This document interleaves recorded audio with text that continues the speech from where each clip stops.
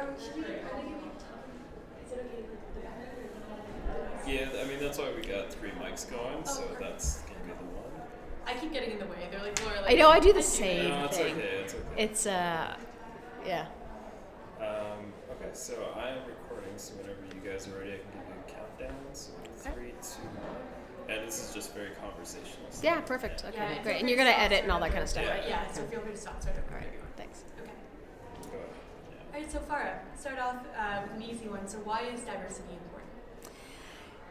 Diversity is important for a couple of reasons. First of all, diversity is a fact. When you talk about inclusion, that's a choice. So when you have diversity around a boardroom table, for example, you have a variety of thoughts, walks of life. So think about how decisions get made. Why would you not want the best of every possible situation? The way that people think, the way that people challenge. We live in a very complex world, and if we're not willing to be complex about the diversity of our decisions, we're not going to last. We can make decisions for now, we will not be making decisions for the future.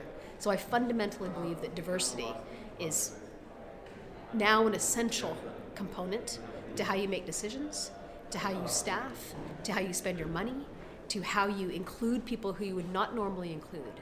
And by actually implementing diversity in every part of how you function, whether you be government, social profit, or private sector, you're going to have the best of all worlds. So my question would be, why not diversity? This is going to go really fast. That was killer.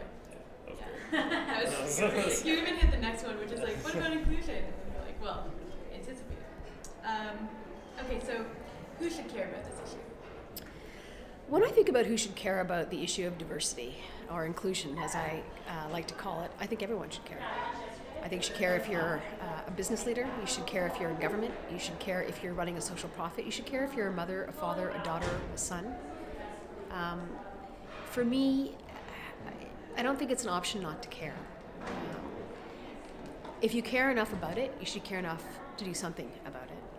So you're talking to someone who is Indian heritage, African-born, raised in Canada, now living in London.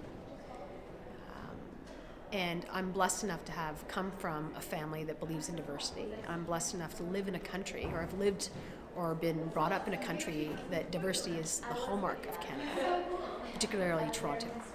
And I now live in London, and if you walk the streets of London, you'll see the diversity. You'll see the energy that comes from that.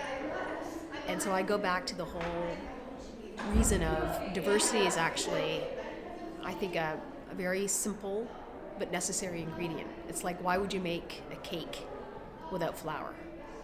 Assuming you don't like flourless cake. Actually, you're going to axe the recipe thing, because that's a very woman. Because then I'm like, Yeah. what about if I'm anti-gluten? Yeah, exactly. Let me go back. So you guys can edit that, right? Yeah. We can edit, yeah. Just when I thought it was going well. Okay, yeah. So No, can it we was go? going Can really we, well. can we go to Like, the even next? the Yeah, first half, I get the mean, it was recipe great. stuff Yeah. out of there, because I actually do like a flour cake Yeah. and a flourless cake. Yeah, so I think you've already covered, so why is inclusion important? I guess, what's the difference between diversity and inclusion for you? Yeah, the difference between diversity and inclusion is, I do think diversity is a fact. Inclusion is a choice. So to be inclusive is positive language, first of all. I think diversity can divide people. People will say, why that person and not me? But if you use the word inclusion, you're including everybody. I am somebody who believes that language matters. And when you decide to use something like inclusion, it's positive. It sends the right message. You're not empowering somebody by disempowering somebody else. And that's kind of the language and the reasoning I like to take. So we live in a world where there's a lot of negatives. I think that language matters, and I think we can lead by example. And so I think that inclusion is, again, as I would say about diversity, it's a necessary ingredient for success. And I don't care if you're a government, you're a social profit, if you're a business, if you're an individual, you're going to have that edge. You're going to have that competitive angle if you have that diversity embedded in what you do, if you have that inclusion embedded in how you think and how you act. I love that. So this is a leading question, forgive me, I'm a lawyer, but is this a women's issue? Is what an women's Is issue? diversity and inclusion, is this about empowering women, or does it go beyond that? Yeah, diversity and inclusion is no more about simply just about women than it is about people of brown skin.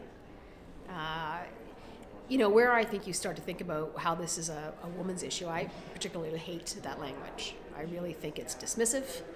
I think it is old school. I think it belongs in a different century. Diversity should be everyone's issue. Inclusion should be everyone's issue. If you just want to talk about the advancement of women, then talk about the advancement of women. But don't put it under something broad. We've been living now, I think, in a 10-year span, and I feel like we're at the perfect storm now. We have, in our Prime Minister Trudeau, has decided to gender mainstream, not just this G7, but the way he runs the budget, the way that he has filled his cabinet. There's something to be said about that, and he called it what it was. So you can own it and call it what it is, or you can hide under something else and say we're going to deal with gender that way. The more transparent we can be about the decisions we're taking, I think the more successful we'll be. I'm going off script now, but what's your perspective on, obviously diversity and inclusion is a buzzword these days, it's a hot topic. Do you think that people are ready to take real action, or do you think that we're still in a world of window dressing? When it comes to whether we're taking action or window dressing around the issue of gender or diversity or inclusion, I think we're way past the should we do it. I think we're way past the window dressing. I think we're way past the superficial stuff. I think people do want to take action. I think there's some confusion as to what needs to be done. And I think that's where we can actually make a difference now. So for a long time, I've been talking about the perfect storm. What I would like to see now is we actually know in some cases what needs to be done. So we know if you want to have more women on boards, what the X, Y, and Z factors are. So just put them in motion. If we know that we want, or we know that there's built-in gender discrimination, so they call it the unconscious bias. What do you want to do about removing the unconscious bias? So I'll give you a really clear example. In some countries, you still have to give a picture, your marital status, and your age. Why does that matter if you're applying for a job? It shouldn't be a factor. You should be looking at talent. You should be looking at somebody's experience. It should not matter what their gender is. It should not matter if they're single, if they're married. And you should not be asking for age, because then what you're doing is you're looking at, is she going to have a baby soon? Is she a woman, so she might not be able to work as hard? That's ridiculous. Is she married or is she single? Absolutely no bearing on anything having to do with the workplace. So I think that if we're going to be taking steps, we have to build on what we know is working. We have to get rid of all the stuff that we know does not work. I was going to call it bullshit. You guys can edit that out. But I do really think that we know what we need to do. We need to have the moral courage. We need to have the political conviction. We have to back it up with dollars. And we have to just say this, we're willing to take these particular steps. We're going to be transparent about how we do it. We're going to be accountable for the decisions we take. And we're not going to repeat stuff that does not work. But we've got lots of people who are experts in this field. They know what needs to be done. We just have to have the right people doing it. And that means if you need to change people in your companies, get rid of them and change them. If you need to school people a certain way, get in there and change the education system. If you want to make sure that prime ministers and presidents, be them women or men, they're accountable for these decisions, that's great. But enough of the superficial stuff, enough of the navel gazing, and enough of saying we don't know what we need to do. We actually do know what we need to do. We need to do it. That's killer. That's great.